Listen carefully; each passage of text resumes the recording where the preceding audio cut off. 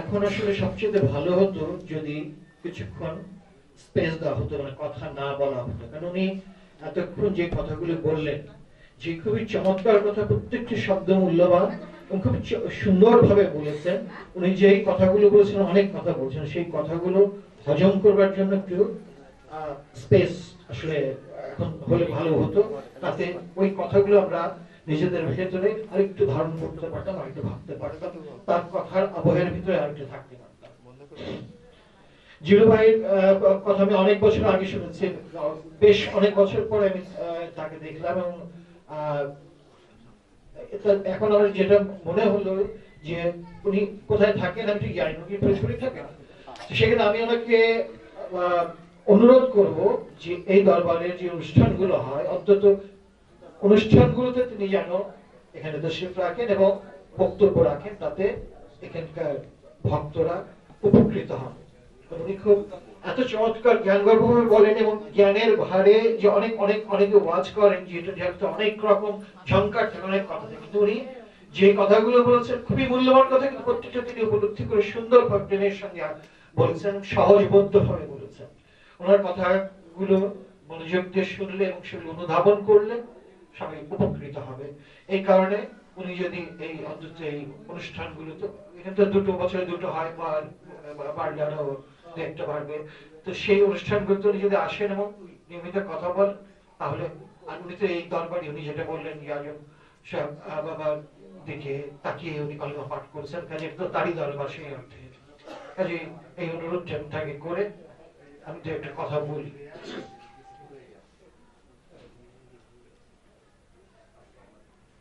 উনি বক্তব্যের শেষের দিকে যে কথাটি বলেছেন যে ধর্ম দুটো, একটি শয়তানের ধর্ম, একটি আল্লাহর ধর্ম, এটা খুব গুরুত্বপূর্ণ কথা। এই জায়গাটা দিয়ে আমরা ওনার কথা শেষের দিক থেকে আমরা দু একটা কথা বলতে পারি।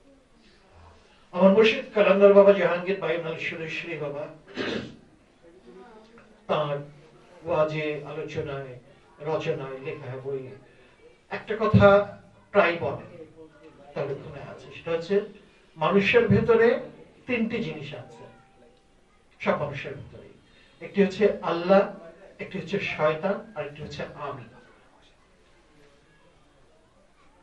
এখন এর ভিতরে কোনটি আল্লাহ, কোনটি শয়তান, কোনটি আমি, এইটা জানা বোঝা, এটা হচ্ছে প্রাথমিকভাবে খুবই জরুরি জিনিস। শয়তান বা আল্লাহ আছে আর আমি আছে, আমিটা কি?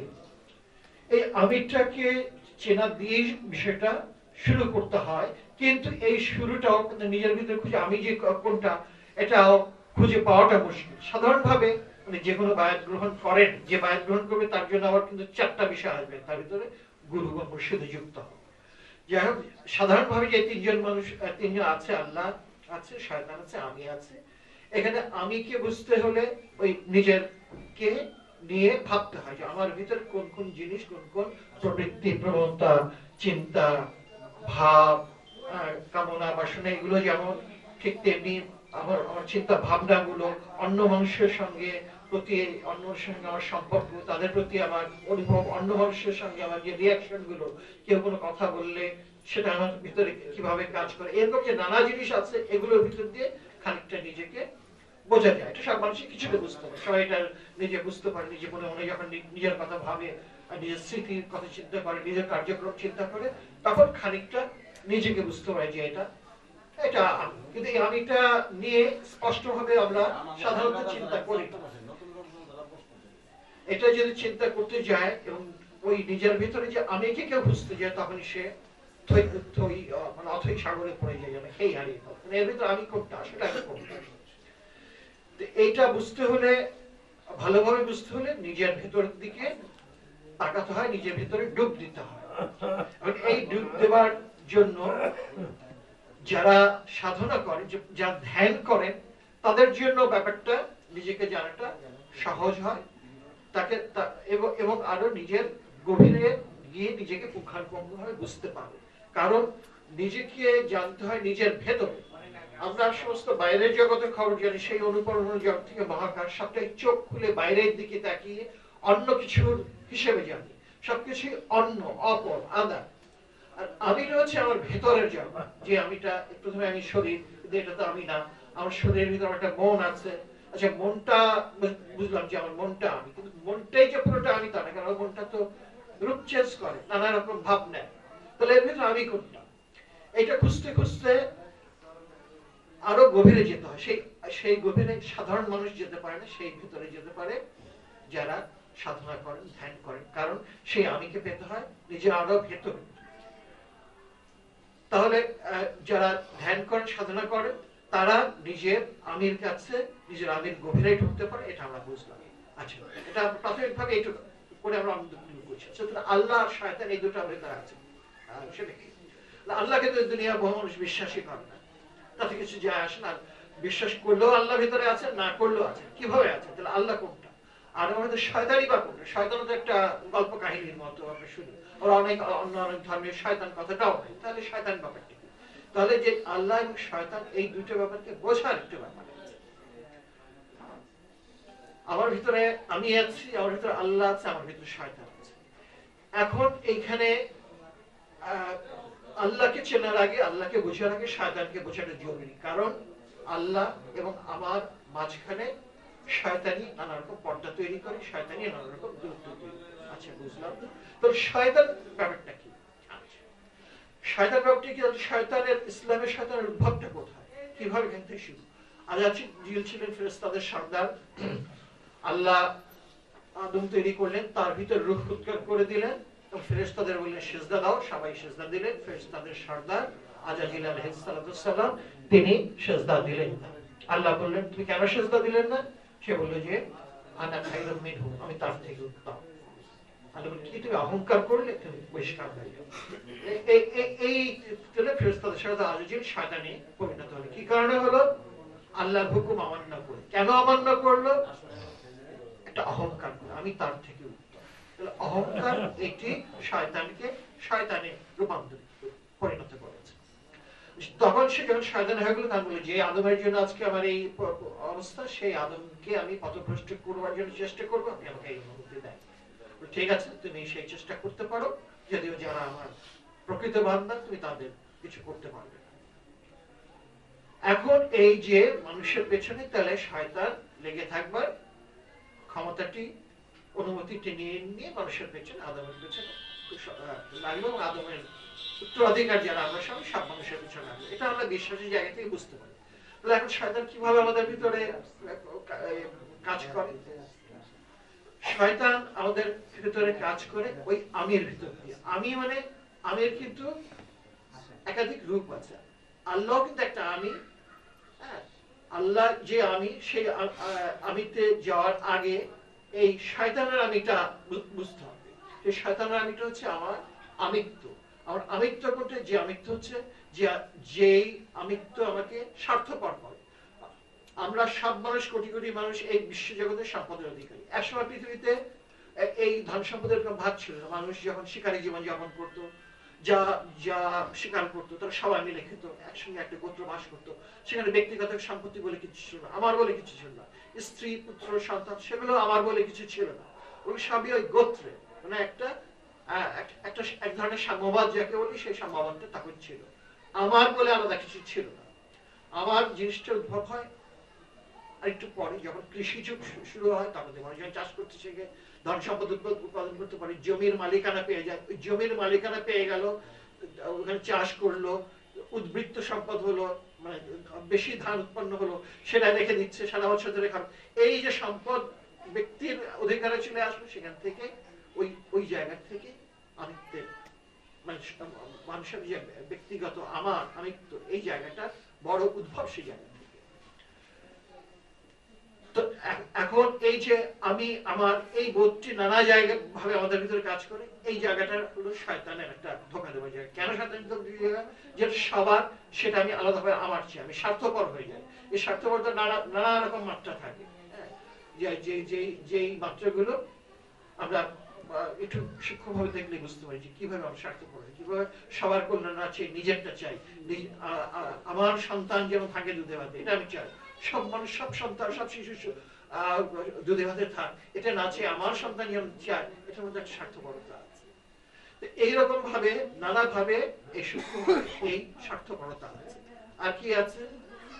আমার ভিতরে কতগুলো প্রবৃত্তি প্রবণতা আছে, এগুলো জীব হিসেবে থাকলে কত বেশি থাকে। আমার বেঁচে থাকতে হলে আমার ক্ষুধা লাগবে, মানে ক্ষুধা লাগলে আমার খাবার খেতে হবে, খাবার খেতে হলে সেই খাবারের জন্য চাহিদা থাকবে, এটাতে দোষ নাই। কিন্তু যখন এইটাকে ওই যে উদ্বৃত্ত আমি রেখে দেবো, আমার সন্তান খাবে, আমি পরে খাবো, বা আমি ভালোটা খাবো, আরেকজনকে ঠকাবো, এই ধরনের যে চিন্তাগুলো আসে, এইগুলো হচ্ছে আমিত্বের জায়গা থেকে, যে আমি অন্যদের থেকে বেশি সুবিধা নিতে চাই, আমি অন্যদের সঙ্গে রিয়াক্ট করতে চাই, অন্যদের সঙ্গে ঝগড়া করতে চাই, অন্যের সম্পদ আছে আমার নাই, তখন আমি হিংসা করি, অন্য একটা কিছু সফল হয়েছে আমার তাতে কোথায় যেন জলে, এইরকম নানা রকম দিক আছে। এইগুলো সবই আমিত্বের সঙ্গে জড়িত, ইগোর সঙ্গে জড়িত। এই আমিত্বের জায়গা দিয়ে শয়তান আমাদেরকে ওই ওয়াসওয়াসাটা দেয়। তাহলে এই জায়গাটা, তাহলে আমরা কিভাবে বুঝবো? এই জায়গাটা বুঝতে হলে ওই নিজের ভিতরে ওই দিকগুলো দেখতে হবে। ওই দিকগুলো আমরা কেমন করে দেখবো? এটার জন্য এই যে যার গুরু আছে তার কি করতে হয়? গুরুর ধ্যান সাধনা করতে হবে। প্রথমে এটা হচ্ছে গুরুকে ধ্যান সাধনা, গুরু যখন ধ্যান সাধনা দেয়, গুরু ধ্যানে বসে। যখন ধ্যানে বসে তখন কি হয়? নামাজে দাঁড়ালে যা হয়, ধ্যানে বসলেও তাই হয়, যে আমার মন নানা জায়গায় ঘুরে বেড়ায়। কোন কোন জায়গায় ঘুরে বেড়ায়? যেগুলোতে আমার অতীতের স্মৃতি আছে, যেগুলোতে আমার ভবিষ্যতের কল্পনা আছে, যেগুলোতে আমার ইনভলভমেন্ট আছে, আমার সংসার, আমার বাজার, আমার পেশা, আমার নানা রকম, এই যে নানা জায়গায় মন ঘুরে ঘুরে বেড়াচ্ছে, এই করে বেড়াচ্ছে, এটা হলো মনের প্রবণতা। এবং এই জায়গায় শয়তানও তার কাজগুলো, এই জায়গায় মনকে স্থির করবার যে ট্রেনিংটা, মনকে এক জায়গায় রেখে মনকে শান্ত করা, এটাই গুরুবাদী ধ্যান সাধনার একটা মৌলিক বিষয়। আচ্ছা, আল্লাহর ব্যাপারটা কি? এই ব্যাপারটা একেবারে তাহলে শয়তান বুঝলাম যে যেটা আমাকে বিপথে নেয়, যেটা আমার নিজের জন্য খারাপ, অন্য মানুষের জন্য খারাপ, এরকম একটা তৈরি করে, সেটাই হলো শয়তান। শয়তান ধর্ম কি? ঝগড়া লাগানো। ঝগড়া লাগলে কি অকল্যাণ হয়। শয়তানের ধর্ম কি? ওই নানা রকম ওই মানে অন্য মানুষকে বঞ্চিত করা, যত রকম নেগেটিভ জিনিস আছে সেগুলো করা, ঝগড়া করা, রাগ প্রকাশ করা, দম্ভ করা, নিজের প্রতিপত্তি বাড়ানো, অনেক অনেক অনেক রকম। এগুলো আমরা নিজেরা খুঁজলেই, এবং আমরা নিজেরা অনেকটা বুঝিও সাধারণভাবেই যে কোনটা ভালো কোনটা খারাপ, সেইগুলো। আচ্ছা, তাহলে এইটা তাহলে আল্লাহর আমিটা কোনটা? আল্লাহ মানে কি? আল্লাহ হচ্ছে সমস্ত সদ্গুণের আধার। আল্লাহরও আবার দুটো দিক আছে, একটা জাতের দিক, একটা সিফাতের দিক। জাতের দিকটা আমরা পরে যাবো, আগে আমরা সিফাতের দিক থেকে থাকি। সিফাতের দিকটা কি? আল্লাহ হচ্ছে সকল গুণের আধার। তিনি রহমান, তিনি দয়ালু, তিনি ওই সুন্দর, জামাল, তিনি জালাল, পরাক্রমশালী, এরকম যত গুণ আছে, তিনি জ্ঞানী, তিনি করুণাবান, তিনি ন্যায় বিচারক, হাকিম, যত ভালো ভালো গুণ আছে সেইগুলো হচ্ছে, সেগুলোর মালিক হচ্ছে আল্লাহ। আমরা নাম দিয়েছেন ইনশাআল্লাহ। সেই জিনিসগুলো আমাদের ভিতরে আছে। আমাদের ভিতরে সেই জিনিসগুলো যদি আমরা চর্চা করি, তাহলে আমরা এমনি সাধারণভাবে সাধারণ মানুষও সেই জিনিসগুলো কিছু কিছু অর্জন করতে পারে। কারণ আমার সমাজে এদিকে অনেক যেমন খারাপ মানুষ আছে, তেমন অনেক ভালো মানুষও আছে। তার সবাই যে গুরু ধরা মানুষ বা সুফি ধরা মানুষ তা না, এমনিতেই ভালো মানুষ আছে। পৃথিবীর অনেক দেশে, সুইডেন, নরওয়ে, স্ক্যান্ডিনেভিয়ান দেশগুলোতে ওখানে দেখি মানুষ ভেজাল দেয় না, মানুষ চুরি করে না, মানুষ অপরাধ করে না। তাহলে সে দেশে মানুষ এমনিতেই ওই ভালো, মানে ওই আল্লাহর গুণগুলো তারা এমনিতেই প্রাপ্ত, যদিও তারা আল্লাহকে বিশ্বাস করে না, বেশিরভাগ মানুষের দেশে করে। তাহলে এইগুলো হচ্ছে আল্লাহর গুণগুলো চর্চা, শয়তানের দোষগুলো ছেড়ে পরিত্যাগ করা। তাহলে আমি আল্লাহর দিকে এগোতে থাকি, আল্লাহকে আমি বিশ্বাস করি বা না করি।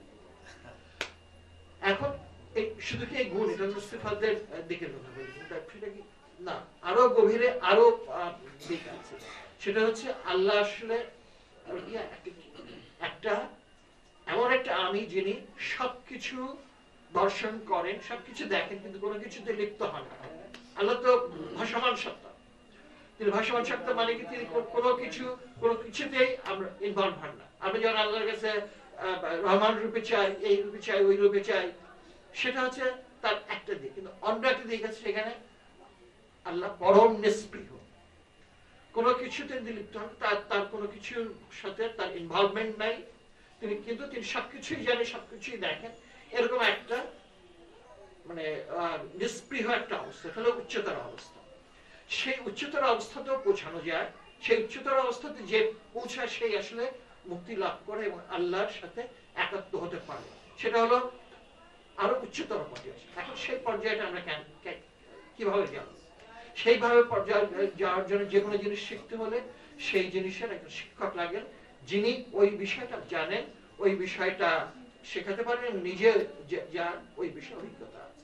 তাহলে আল্লাহ সম্পর্কে অভিজ্ঞতা আছে যার তিনি অলি। অলি যদি মজ্জিব হন কিংবা অলি যদি না শেখান তাহলে তিনি শুধু অলি, আর অলি যদি শেখান তাহলে তিনি পীর ইনসালে। এরকম যিনি শেখান এরকম কারো কাছে যেতে হবে তিনি। এমনকি তিনি যদি চূড়ান্ত পর্যায়ের মুক্ত নাও হন তাহলেও তিনি যথেষ্ট, কারণ শেখানোর জন্য তো পিএইচডি ডিগ্রিধারী লাগে না। যে 5 পর্যন্ত পাস করছে সে আরেকজনকে শেখাতে পারে। সুতরাং তরিকত এরকম যার ওইটুকু জ্ঞান আছে যে এইটুকু তরিকতার পথটুকু দেখাই দিতে পারে তুমি এইটুকু করো, তার কাছ থেকে অন্তত ওইটুকু নেওয়া যেতে পারে, তাতে করে সে ওইটুকু পথ আগাবে। 5 পর্যন্ত সে আগালো, যখন বুঝবে তখন সে বুঝবে যে এই গুরুতে আমার কাজ হয়। যেমন গৌতম বুদ্ধ প্রথমে 2 জন গুরু ধরেছিলেন, একজনের নাম রামপুত্র উদ্যোগ আর যার নাম আরাম কালা। 2 জনের যা কিছু জ্ঞান শেখানোর মতো ছিল সবকিছু তিনি শিখলেন। শেখার পরও বুদ্ধ তৃপ্ত হলেন না, এগুলো তো তিনি শিখে ফেলেছেন, তার তো আরো জ্ঞান দরকার। তারপর তিনি ওই যে কঠোর সাধনা করলেন, তারপরে ওই বোধি বৃক্ষ তলে ওখানে ধ্যানে বসলেন, তারপর সেখান থেকে বোধি লাভ করলেন। যখন বোধি লাভ করলেন তখন তিনি বুঝলেন যে তিনি সেই চমৎকার পরম জ্ঞান লাভ করেছেন। এবং তখন বলছি আমি এই চমৎকার জ্ঞান লাভ করছি, এই জ্ঞান কে বুঝবে? তখন তার নিজের ওই 2 গুরুর কথা বলবে, তারা বুঝবে, কারণ তারা একটা পর্যায় পর্যন্ত জ্ঞানী মানুষ। কিন্তু ততদিন ওই 2জনই মারা গেছেন, তখন তিনি অন্যভাবে শিষ্যদের শেখা শুরু করেন। তাহলে যে গুরুর কাছে যাচ্ছে সে গেল, তারপরে অন্য গুরুর কাছে যেতে হবে, যে ওনার কাছে তো যা পাওয়া সেটা পেয়ে গেছে। আচ্ছা, কিন্তু যখন আমি গুরুকে মানবো, তিনি ওই যে 5 পাস মাস্টারও যদি হন, তিনি আমার গুরু, তার প্রতি পূর্ণ নিবেদন দিয়েই তাকে মানতে হবে। এই কারণেই পীর যদি ঘাস হয় ভক্তি করো তার, ঘাসে ভক্তি পাবে মুক্তি যাবে না বৃথায়। এবং তাকে বিশ্বাস করতে হবে যে তিনি ওই যে বলেছেন যে আল্লাহ থেকে ফারাক করা যাবে না। এই যে ফারাক করা যাবে না এই জিনিসটা বিশ্বাস করতে হবে। বিশ্বাসটা আসলে আসে না, আমাদের তো বিশ্বাস হতে তো সময় লাগে, আমাদের বিশ্বাসটা সহজে প্রতিষ্ঠিত হয় না। বিশ্বাস প্রতিষ্ঠিত হলে চেষ্টা করতে হবে, ধরে নিতে হবে। ওই ধরে নিয়ে করলেও আমি ধরে নিচ্ছি, ওইটার ভিতর দিয়ে চেষ্টা করতে হবে। যখন পীরের উপর ওইটা প্রতিষ্ঠিত হবে, আসলে কেন বিশ্বাসটা লাগে জানেন? ধ্যান তো করতে হয় নিজের গুরু। এই যে গুরু যে ধ্যানটা করছি, আমি যার ধ্যান করছি, তিনি যদি আল্লাহ না হন, আল্লাহ বলে আমি বিশ্বাস করতে না পারি, তার সঙ্গে আমি নিজেকে মিলিত হয়ে আমি আল্লাহ হবো কিভাবে? আমার তো ওই জায়গাটা আমার ইমান থাকতে হবে যে আমি এই আল্লাহ, আমি এইখানে আল্লাহর সঙ্গে আমি মিলিত হচ্ছি, মিলিত হয়ে আমি আল্লাহময় হয়ে যাচ্ছি। এটা হতো তাকে তো আমার আল্লাহ বলে বিশ্বাস করতে হবে। এই বিশ্বাসটা তৈরি হলে ওইখানে গুরুর সাথে খানা হয় না হওয়া পর্যন্ত, তার আগ পর্যন্ত ওই চেষ্টা করতে হবে। আমাদের তো বেশিরভাগ মানুষই আমরা ওই এই সুফিবাদেও আমাদের পর্যায়ের কাছে আমাদের চেষ্টাটা করে যেতে হবে। এই আমাদের চেষ্টার ভিতরে মুর্শিদের রহমতে এবং আমাদের ভাগ্যে থাকে, তাহলে আমি অর্জন করবো। সবাই তো সবটুকু অর্জন করে, ফানাফিল্লার পর্যন্ত সবাই যায় না, যাবে না, কিন্তু ওই যে স্টেপ বাই স্টেপ আমি সাড়ে কখন যাই না, 5 পাস করলাম, মেট্রিক পাস করলাম, এইভাবে করে আগাতে আগাতে ওই নিজের ওইগুলো এর ভেতরে কি হয়, ধ্যান করতে বসলে আমার নানা দিকে যাচ্ছে, আমি সচেতন হচ্ছি যে আমার মন কোন কোন দিকে যাচ্ছে, আর এদের কোনটা শয়তানি আর কোনটা রহমানি, এটা সম্পর্কে আমি সচেতন হতে থাকলেই যেটা শয়তানি থেকে আমি নিজেকে সরিয়ে আনতে চেষ্টা করবো, যেটা রহমানি সেটা আমি হাসিল করার চেষ্টা করবো। এই চেষ্টাটার ভেতর দিয়ে আমি এগিয়ে যেতে থাকি। মুর্শিদের প্রতি প্রেমটা খুব জরুরি জিনিস। এই প্রেম থাকলে সবচেয়ে বড় সুবিধা হলো যে কেউ যদি আশেক হয়, সেজন্য আমি কোন ধ্যান সাধনা করবো না, আমি শুধু মুর্শিদের প্রেমেই থাকবো। এইটাই তার জন্য একটা মুক্তির পথ হতে পারে, যদি ওই প্রেমের মধ্যেই তার পুরো আত্মসমর্পণ থাকে। কারণ সে এই প্রেমের মধ্যে, অর্থাৎ মুর্শিদের এই ধ্যানের মধ্যে, এই প্রেমের মধ্যে যখন থাকে, তখন তো দুনিয়ার অন্য কিছু তার ভিতরে কাজ করে। যেমন একটা ছেলে একটা মেয়েকে যখন ভালোবাসে, তখন তার ভেতরে সবসময় ওই মুর্শিদ, ওই যাকে ভালোবাসে তার খেয়ালই থাকে। সে পড়তে বসলো, পড়ার কথা খেয়াল থাকে না, ওই মেয়ের কথা, ওই ছেলের কথা মনে পড়ে। সে হাঁটতে গেল, ওই মনে হয় যে ওই সামনে রাস্তায় ওই মেয়েটা দাঁড়ায় আছে বা ছেলেটা দাঁড়ায় আছে। এই যে ব্যাপারটা, মুর্শিদের সঙ্গে প্রেমটাও তাই, সবকিছু সে মুর্শিদকে দেখে, মুর্শিদকে অনুভব করে। এই প্রেমটাই তাকে দুনিয়ার অন্য সবকিছু থেকে ওই এক বিষয়ের ভিতরে নিমগ্ন রাখতে সহযোগিতা করে। তাহলে একদিকে প্রেম থাকতে হবে, আরেকদিকে ধ্যান থাকতে হবে, আরেকদিকে এই যে আত্মবিশ্লেষণ, নিজের ভিতরে কি আছে না, আমার ভিতরে কোনটা তাহলে ত্রুটিযুক্ত, আমার ভিতরে কোনটা শয়তানি, এইগুলো নিজে যত বুঝতে পারবো তত শয়তানের ক্ষমতা কমতে থাকে।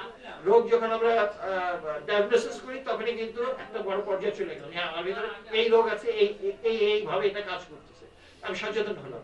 তো যখন আমার ভিতরে শয়তান সম্পর্কে আমি সচেতন হবো, শয়তানের ওই ওয়াসওয়াসা দেওয়ার ক্ষমতা তখন এমনিতেই অর্জন হয়ে যায়। আমার ভিতরে রাগ আছে, আমি যদি স্বীকার করি, আমার ভিতরে হিংসা আছে, এটা যদি আমি নিজের কাছে নিজে স্বীকার করি, কখন কখন আমি কোন জায়গায় হিংসা বোধ করি যদি আমি নিজে বুঝতে পারি, তাহলে আমি নিজের ভিতরে সচেতন হই, না এইটা আমার আছে, এটা আমার কমাতে হবে, আমার এই দোষ আছে, এই দোষগুলো আমার কমাতে হবে। এটা যত সচেতন হয় তত ওইগুলো ক্ষমতা কম। আর আল্লাহর গুণগুলোর দিকে যত আমি তাকাই, আমার এই গুণগুলো পেতে হবে, আমাকে জ্ঞানময় হতে হবে, আমাকে প্রেমময় হতে হবে, আমাকে দয়ালু হতে হবে, আমাকে সুন্দর হতে হবে, আমার আচরণ ভালো হতে হবে, আমার মানুষকে ভালোবাসতে হবে। অল দিস থিংস, এগুলো আমরা একটা একটা করে ভাবলে নিজেরাই বুঝতে পারবো যে ভালো গুণ কোনগুলি মানুষের, মহাপুরুষের বা উচ্চতর মানুষ হতে গেলে ভালো গুণ কি কি দরকার, এবং কোন কোন খারাপ জিনিসগুলো আমাদেরকে আস্তে আস্তে জেনে ফেলতে হবে। সে এইভাবে আমরা ভালোত্বের দিকে যাই। আর মুর্শিদের ধ্যানের ভিতরে আমরা ভালো মন্দেরও উপরে মারিফাত উদার বিনিস, যেটার ভালা বিনিস বুড়া বিনিস, ওটা আরো উচ্চ স্তর যায়। তখন আর এই যে ভালো খারাপ গুলোর কথা বললাম, শয়তান ফাতানের কথা বললাম, শয়তান ফাতান বলে তখন কোনো কিছু পাবো না, শয়তানকে আমাদের কাছে তখন আশিক বলেই মনে হবে, সেটা আরেক স্তর। সেটা কিন্তু এইখানে বলতে গেলে মুশকিল আছে। এই স্তরে যেখানে আমার ভালো মন্দের ব্যাপার আছে, এইখানে ভালো মন্দ বলে কিছু নেই যে আমার হইতে আছে, এই কথা বললে হবে না। এই জায়গায় ভালো মন্দ আছে এবং এখানে ভালো মন্দ বিচার করে আমরা এগোতে হবে। কিন্তু যে স্তর, ওই যে নিষ্পৃহতার স্তর, আল্লাহর ওই শুদ্ধতার স্তর, ওইটা ওই অনুভবের ওই জায়গায় যায়, সেটা আরে আল্লাহ কেউ ভুল করছে না, সবকিছু ঠিক আছে, যে অন্যায় করতেছে সেও ঠিক আছে, কারণ সেটা করতে বাধ্য, যে খুন করতেছে সে খুন করতেছে, কারণ এই মুহূর্তে সে খুন করতে বাধ্য, তার প্রবৃত্তি, তার নিয়তি তাকে খুন করাবে। এমনকি যে রেপ করতে সেও ওই মুহূর্তে এটা করতে বাধ্য, কারণ সে এটাকে রেজিস্টার করতে পারবে না। তো ওই সময় আপনি কাউকে আর দোষ দিতে পারবেন না, ওই আপনি ওই কাউকে বিচারও করতে পারবেন। হ্যাঁ, বিচার করতে হবে। ওই যে মনসুর হাল্লাসকে কে কে মৃত্যুদণ্ড দিয়েছেন, তারই জুনায়েদ বাগদাদি। যখন জুনায়েদ বাগদাদি মনসুরকে বললেন যে তুমি এসব কথাবার্তা থামাও, তুমি কিন্তু সামনে মহাবিপদে পড়বে, তোমার কিন্তু এই অবস্থা আছে। রাজি বললো তোমাকে তো তখন মোল্লার পোশাক পরতে হবে, নিজের গুরুকে বলছি তোমার তো তখন মোল্লার পোশাক পরতে হবে। তাই জুনায়েদ বাগদাদিকে মোল্লার পোশাক পরে ফরমানে স্বাক্ষর করতে হতো। অলি তো সেটা করবে না, অলির কাছে তো জানে যে মনসুর হাল্লাস বিলকুল সঠিক, কিন্তু সমাজের ভিতরে ওইখানে রাখতে হলে ওখানে তাকে মোল্লার ভূমিকায় যেতে হবে, মোল্লার ভূমিকায় তার মৃত্যুদণ্ড। তখন বলছি যে মনসুর যেটা বলেছে ওটা হাকিকতে যাই থাক, সামাজিক বিচারে সেটা আমরা ঠিক আছে। আমাদের এই জায়গাটা বলতে হবে, এই জায়গায় অন্য জায়গার কথা এখানে আনলে হবে না, হাকিকতের কথা এই পরিস্থিতির মধ্যে আনা হবে। এখানে আমাদের ভালো মন্দ ন্যায় অন্যায় এগুলো আমার বুঝতে হবে, নিয়ম শৃঙ্খলা এগুলো বুঝতে হবে, এগুলো মানতে হবে। এসব জিনিস জানবার জন্য আমার পীরের দরবারে আসে এই জিলু ভাইয়ের মতো যারা কথা বলে, হ্যাঁ তাদের কথা থেকে আমরা শিখি, প্রেরণা লাভ করি। রশিদ ভাই আছেন, উনি আমার চেয়ে অনেক ভালো বলেন, আমি তো ওয়াজ করতে পারি না, এটি কথায় কথা এগুলো বললাম, এগুলো আমার বক্তব্য। ঘুরে ফিরে এই কথাগুলোই আমাদের বারবার করে বলতে হবে, ওই একই কথা। ওই সাত সাড়ে ওই যত গানই গান লেখেন, যত উচ্চ ওই গান লেখেন, ওই সারে গামা কথা নিঃসার মধ্যে আমাদের ওই আল্লাহ শয়তান আর আমি এই কটা বিষয় নিয়েই কথা বলতে হবে, কারণ আমাদের বিষয়বস্তুই আসলে এই কথা। তা মালিক আমাদের সবাইকে আল্লাহর দিকে এগিয়ে যেতে, আল্লাহ মানে হতে তৌফিক দান করুন। সবাই মুর্শিদকে ভালোবেসে মুর্শিদের নির্দেশিত ধ্যান সাধনা করে এগিয়ে যায়।